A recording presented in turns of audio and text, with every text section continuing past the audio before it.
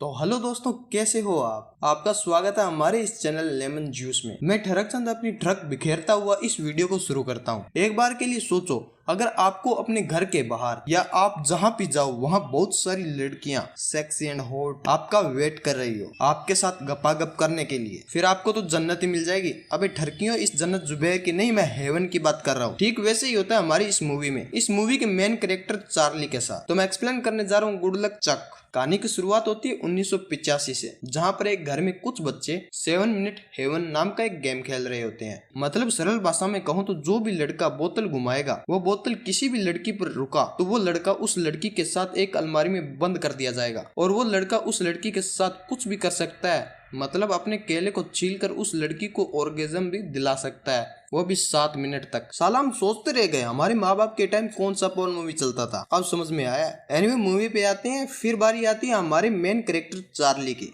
जो कि अभी छोटा है पर मन से खोटा है। वो बोतल घुमाता है काफी इच्छा से, पर बोतल रुकती है एलिसा पर। एलिसा चार्ली को पसंद करती थी पर चार्ली एलिसा को नहीं, और उन दोनों को एक अलमारी में 7 मिनट तक बंद कर दिया जाता है। एलिसा चार्ली को कहती है अपनी नुन्नू की मुंह दिखाई तो कर दो। चार्ली कहता है मेरा नुन्नू खास है तो तुम नहीं देख सकते। ये सुनने के बाद एलिसा आग बबूला हो जाती है। एलिसा चार्ली के साथ जबरदस्ती करती है पर चार्ली फिर भी नहीं मानता। जबरदस्ती करने पर चार्ली के कपड़े भी फट जाते हैं और अलमारी भी खुल जाती है। अलमारी खुलने पर चार्ली और एलिसा बाहर आ जाते हैं। वहाँ पर एलिसा की बेइज्जती हो जाती है तो एलिसा चार्ली को श्राप देती है कि तुम जिसके साथ भी गपागप करोगे वो तुम्हारे साथ नहीं टिकेगी। इतना कहते ही एलिसा चार्ली के बाल नोचकर वहाँ से चली जाती है। अगर आप चार्ली की जगह पर होते तो क्या करते, कमेंट बॉक्स में लिखना ना भूले और अपनी ट्रक को कंट्रोल में रखो यार। ठरक चंद मैं हूँ, आप नहीं। एनीवे सीन शिफ्ट होता है प्रेजेंट टाइम में, जहाँ पर चार्ली और उसका फ्रेंड इष्टो कहीं बात करते हुए जा रहे होते हैं। जहाँ में पता चलता है कि चार्ली एक दांतों का डॉक्टर है और वो दोनों वहाँ से एक शादी में जाते हैं। वहाँ पर दुल्हन सबके सामने चार्ली को शुक्रिया करती है क्योंकि चार्ली की वजह से उसकी शादी हो रही थी। उस शादी में एक लड़की जिसका नाम कैम होता है, उसे चार्ली के बनाना पर गर्म मोमबत्ती पड़ जाती है। वहाँ पर चार्ली अपने बनाना का हालचाल देखना भी चाहता था पर देख नहीं पा रहा था, चाह कर भी कुछ नहीं कर पा रहा। अगले सीन में चार्ली अपने क्लिनिक आता है। वहाँ उस क्लिनिक के बाहर बहुत सुंदर सेक्सी एंड हॉट लड़कियों के दर्शन होते हैं उसको।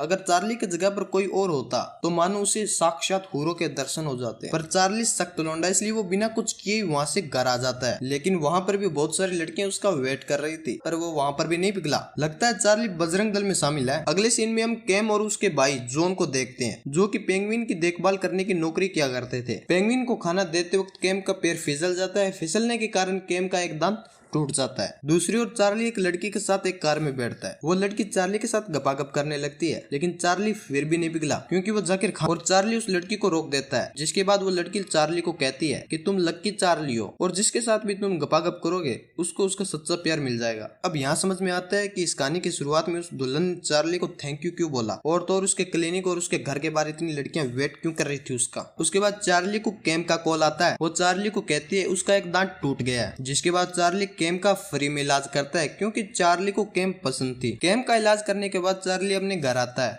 तो उसके घर में उसकी क्लिनिक की एक वर्कर मिलती है उसे। वो चार्ली को कहती है मेरे मोटापे और मेरे काले रंग की वजह से मुझे कोई पसंद नहीं करता, तो क्या तुम मेरे साथ गपागप करोगे, क्या तुम मुझे घोड़ी बनाओगे। और ऐसा करने के लिए वो उससे रिक्वेस्ट करती है और उससे मदद मांगती है। उसकी मदद करने के लिए यहाँ हमारा लौंडा पिघल जाता है क्योंकि वो जाकिर खान के फैन से पहले अपने जोनी भाई का वक्त था। अगले दिन उसका दोस्त बोलता है कि तू जिस भी लड़की को घोड़ी बनाकर पहलेगा उसे उसका सच्चा प्यार मिल जाएगा, तो क्यों ना तुम उसका फायदा उठाओ। पहले तो चार्ली मना कर देता है, बाद में इष्टो समझाता है कि हमारे जोनी भाई को ही देख लो, अब कभी प्लम्बर तो कभी डॉक्टर, कभी टीचर तो कभी पुलिस, कभी वर्कर तो कभी चोर बनकर लोगों की मदद करने लग जाते हैं। ना टाइम देखते हैं ना वक्त, दिन हो या रात, बस लगातार मदद करते ही रहते हैं, जिसके कारण हमारे जोनी भाई का कितना नाम है, उनका सिक्का चलता है यहाँ पे। यह सब सुनने के बाद चार्ली के अंदर का सुशील अश्लील इंसान जाग उठता है और अपने काम में जुट जाता है। जिसके बाद वो ना टाइम देखता है ना जगह, बस समाज सेवा में जुट जाता है। घर, बेड, बालकनी, कार और तो क्लिनिक को भी नहीं छोड़ा। सब जगह दही दही बिखेरता गया, सबकी सेवा करने लगा, लेकिन प्यार सिर्फ कैम से ही करता है और इसी कारण वो कैम से कभी गपागप नहीं करता। अगले दिन इष्टो बोलता है तो सिर्फ प्रैंक कर रहा था, असल में मैंने कभी उस हथनी को डेट किया ही नहीं। ये सुनने के बाद चार्ली के पैरों से जमीन खिसक जाती है और वो स्टो को दबा के डांट लगाता है। इसके बाद उसे डर लगने लगता है कि कैम उसके हाथ से ना निकल जाए, इसलिए वो कैम को खुश रखने की हर नाकामयाब कोशिश करता है, यहाँ तक कि उसके बेड को सब्जी मंडी तक बना देता है। जब कैम जॉब पर जाती है तो चार्ली वहाँ पर भी फूलों का भंडार लगा देता है और कैम के सामने पेंगुइन के कपड़े पहनकर डांस करने लगता है। लेकिन कैम खुश होने के बजाय डर जाती है। जब कैम अपने एक फ्रेंड के साथ घूम रही होती है तो चार्ली को लगता है कि वो कैम का बॉयफ्रेंड है। ये देखने के बाद चार्ली उसे बिना थूक लगाए अपने हाथों से पेल देता है, लेकिन कैम ये देखकर चार्ली से ब्रेकअप कर लेती है। अब चार्ली अंदर से टूट चुका था। वो सोचता रहता है कि मैंने कितने लोगों की समाज सेवा की, वो सोचता है कि मैंने कितनी समाज सेवा की